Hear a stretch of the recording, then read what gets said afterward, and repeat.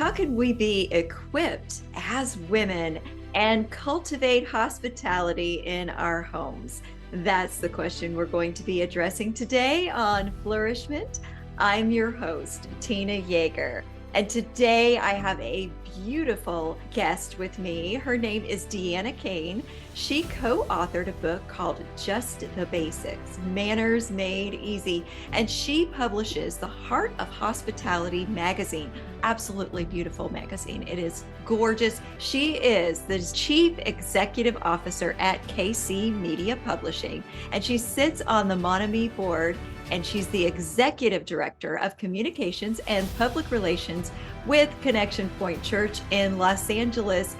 Welcome, DeAnna. I am so thrilled to talk with you today on Flourish-Meant during this wonderful season for being more empowered and hospitable.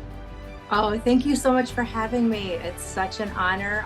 It's great to see you again. And I'm so excited to be here. I'm excited to talk about what's passionate, in my life right now and our company. So thank you so much for having me. When I met you, you shared with me the wonderful, heartwarming story of how you just felt passionate about equipping women and helping them to generate this warmth of hospitality, to reach out in their communities and bring the people into their homes in a way that made them feel welcomed and loved.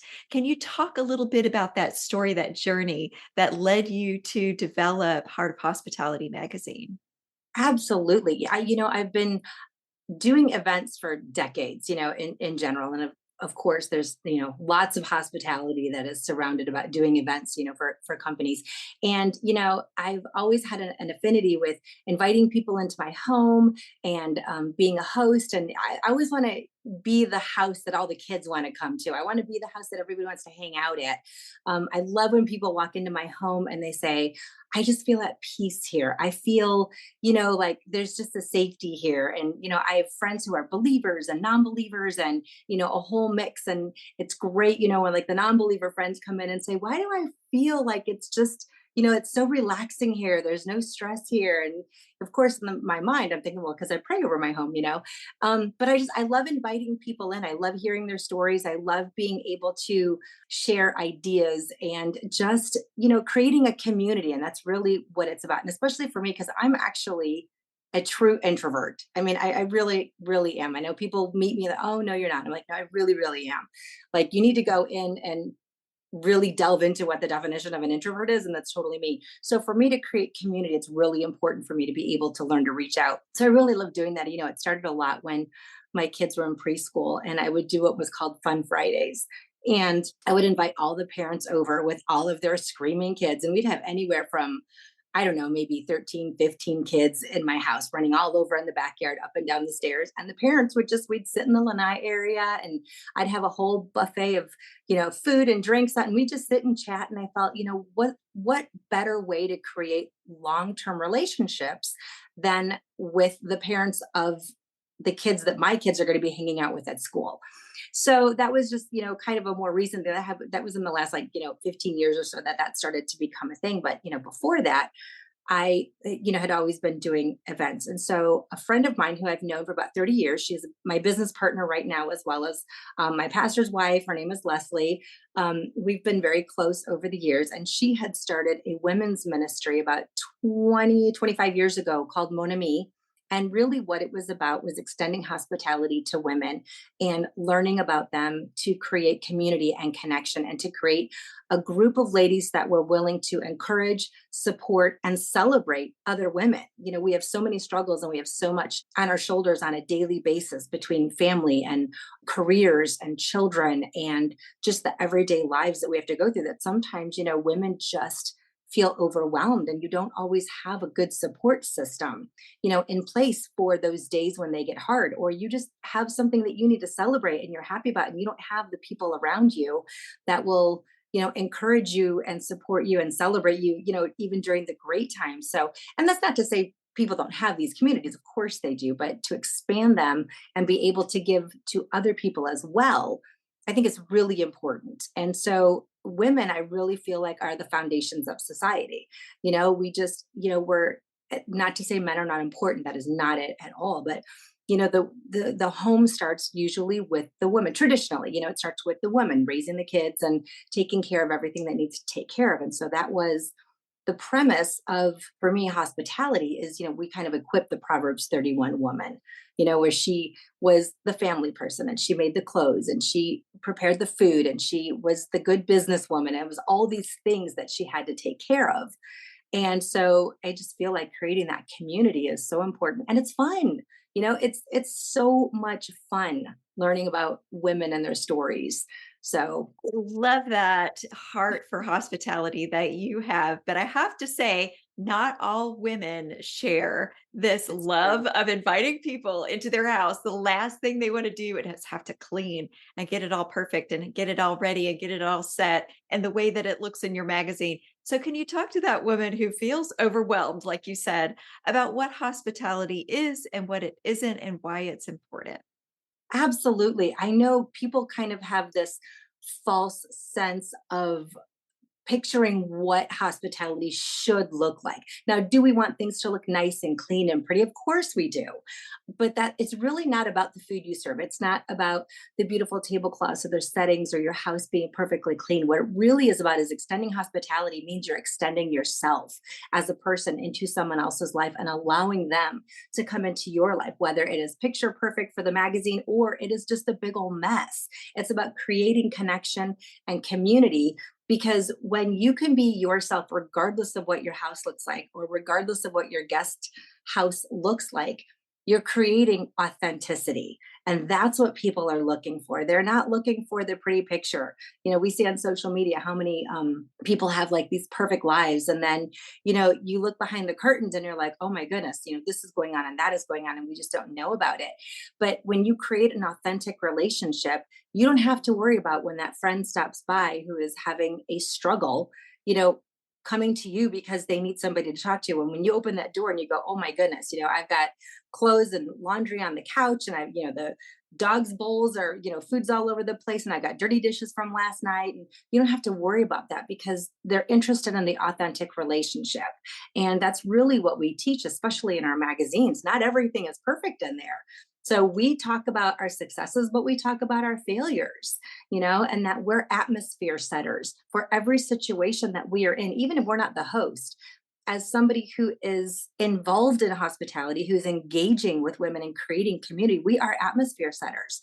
So I remember one of the stories that I had written in one of our earlier magazines. It was actually Leslie's birthday. And we had the birthday cake and I was holding it, on a cake stand, and I zigged, the cake zagged, and it just went down on the floor. And it was like a dense cake.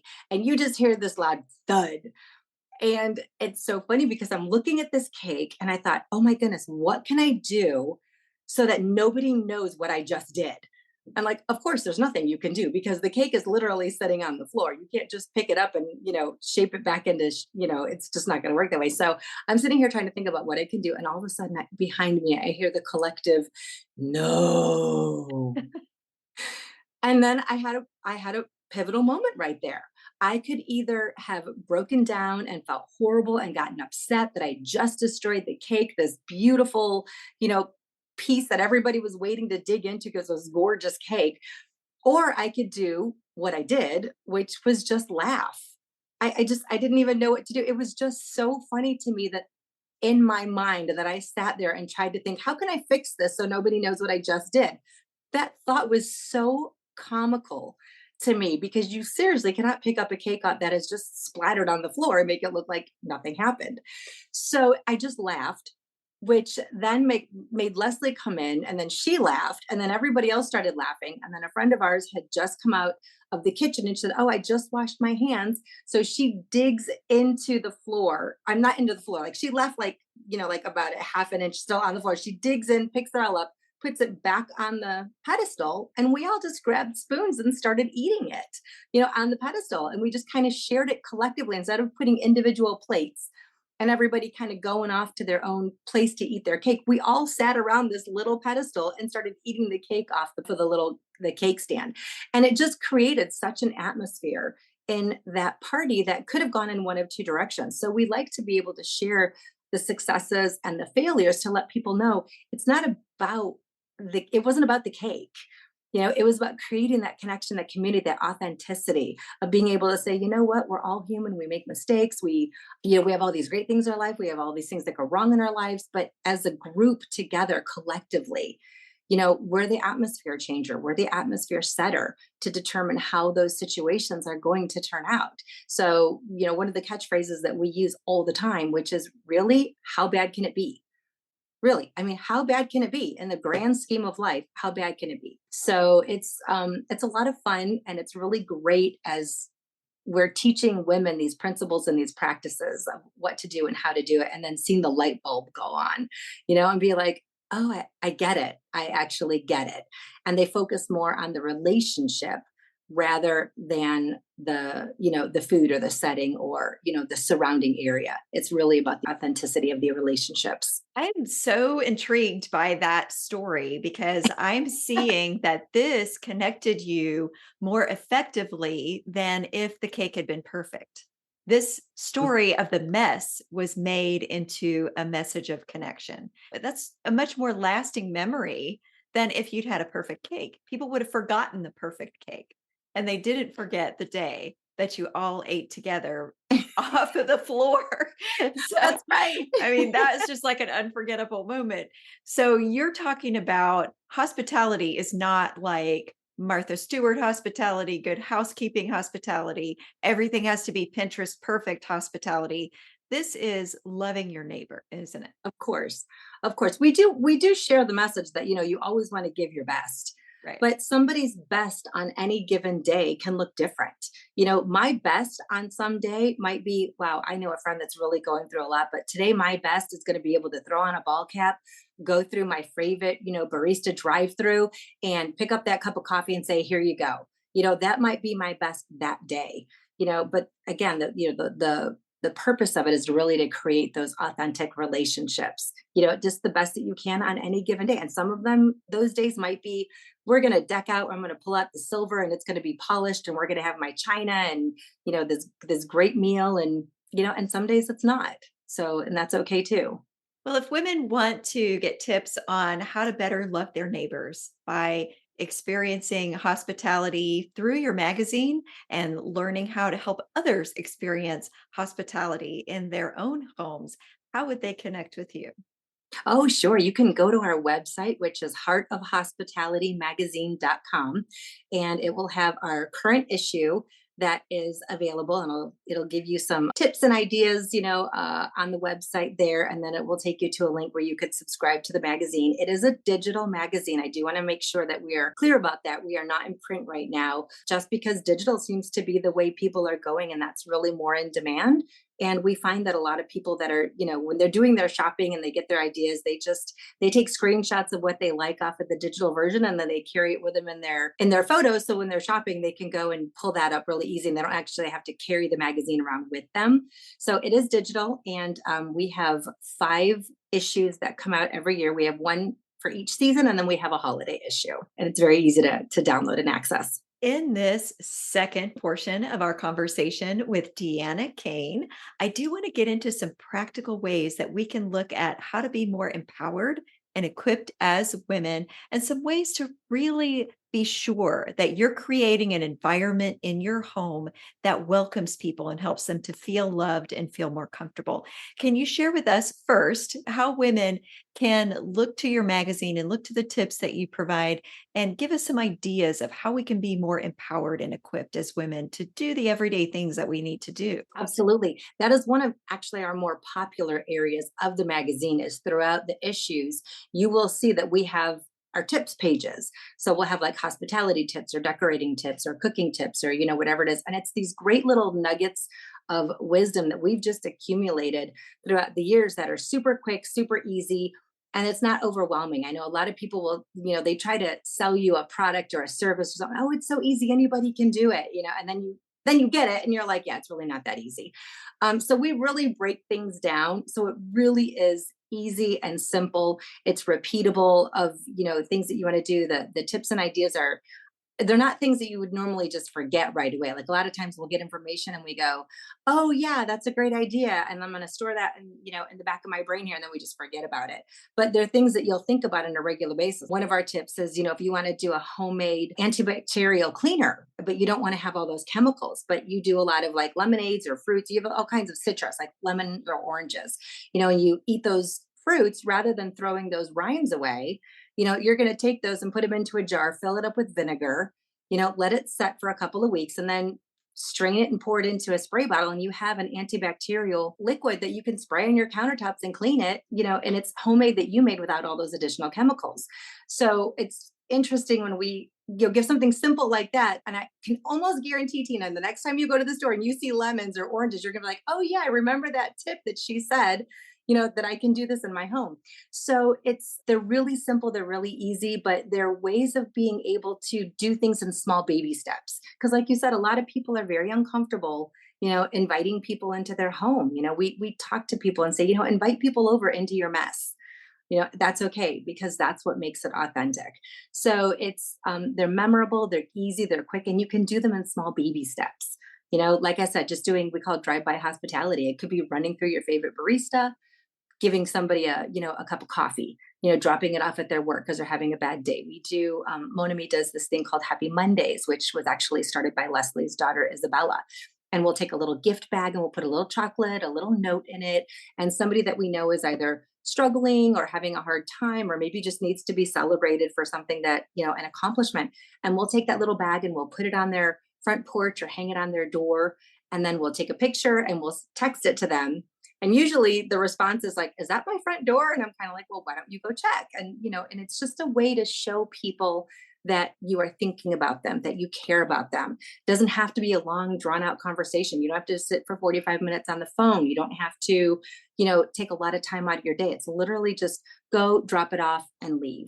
So small things like that are really great baby steps to encourage people to understand and want to grasp the concept of extending hospitality to others and creating those connections and community. That's great, because you could develop a community just to do that very thing. You could have 3 or Yep. 4 friends that you gather together. One of you is going to put together the bags. The other one is going to drive by and do the drive-by fruiting, if it's a bag of fruit or whatever you're Right. dropping by, and then make sure that you have that picture, and the other person could maybe send the note, make the notes to go with them, the thoughtfulness. So you could do this in partnership with other people, so it's not an overwhelming thing and it's more fun. So the Yes. best way to overcome your loneliness and your fear of reaching out is to get other people with you and reach out to those who need to hear your love.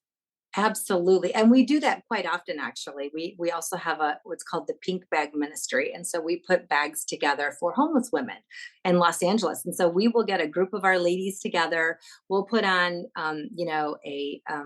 like a Pure Flix or some kind of a romance movie that's kind of fun and lighthearted. And we just get our assembly line, or we'll have music playing, we'll have a snack table, and we just start assembling bags. And then everybody will take like 2, 3, or 4 bags or whatever we have, divided them out, and we'll just keep them in our car, and then be able to pass them out as we need to. So we like to get the girls together quite a bit, actually. So when you're getting a gathering of people to come into your house for an event, a party, just a casual gathering, what are some of your favorite tips for making that space welcoming?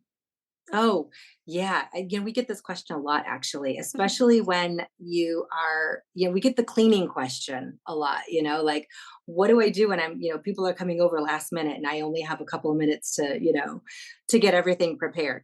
One of the things that I used to say, if you are a baker or some sort of like if you like to cook and stuff like that, there's a lot of dishes that you can make that you can pre-make and you can freeze them. Like I make this great chocolate chip pumpkin bread.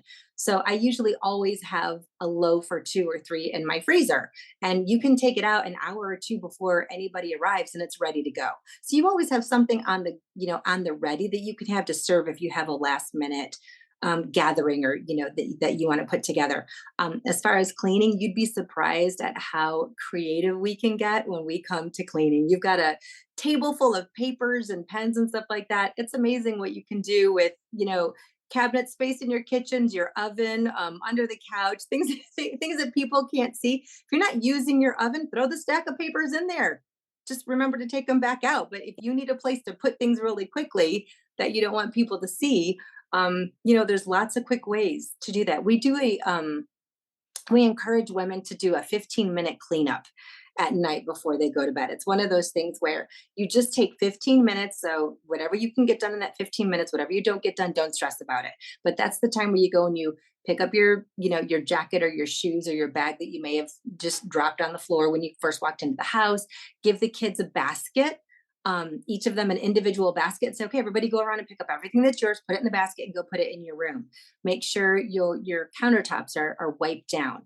Make sure your table is wiped off. Just grab, and everybody has a different list. Your individual list might look a little bit different, but you want to get like maybe 5 or 6 things that are kind of glaring to you on a daily basis. And you just get in the habit every night, 15 minutes, just go and do a sweep through your house and just get that stuff taken care of. So that way you're a little bit more prepared, if something were to come up last minute or the next day when you get up, it's not so overwhelming. I mean, there's nothing more to me when I wake up in the morning and I see a sink full of dishes because my kids didn't do their dishes. I'm like, really? It's just like, it's the one, I just don't like a sink full of dirty dishes. So it's nice to be able to get up and go, oh, the sink is nice and clean. I don't have to worry about that right now.